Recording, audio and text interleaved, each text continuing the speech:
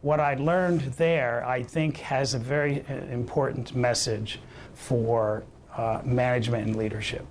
If you see them as different, and what management is it's information, it's a rational logic to the work we do, it's quantitative, it's technical, it's logistical in nature, it's about getting things done in a way that is all the T's crossed, all the I's dotted, so on and so forth.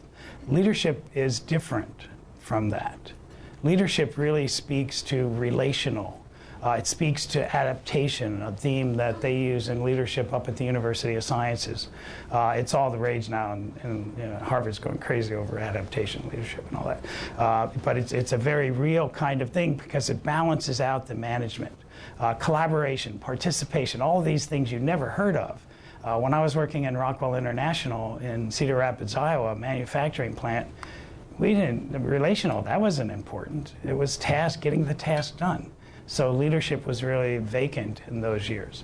So it's balancing management and leadership. Turns out that, this is my friend, I always travel with him. He's he's helped me out in a lot of bad situations, but example of a micromanager, kind of holding hostage the aspects of leadership.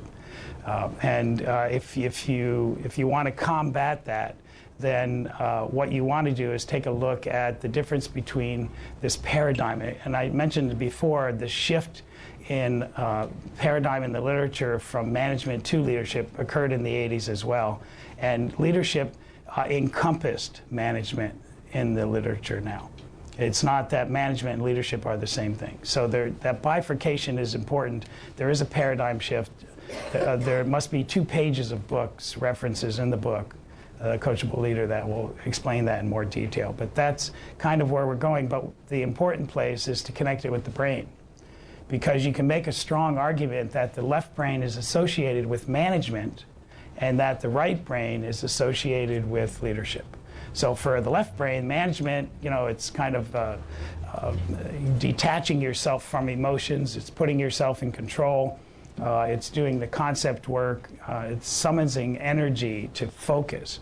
And our men who are leaders who use only their left brains, sorry guys, I'm not going against my gender, I'm just saying the way it is out there, that management has really adhered itself to left brain functioning. And so even women who want to move up in the world realize that they have to demonstrate more of their left brain. Fortunately, they can use both sides of the brain equally ease, so they can do that a lot easier than we men. So if the left brain is management, then the right brain is really about leadership, and it's that relation ability, the listening, attending, the being able to see the big picture. And acting on the big picture in a collaborative way with other people. So if you see the left and the right brain as a balance, then it becomes something like, if you want our leaders to use leadership and management, you want them to be using their full brain.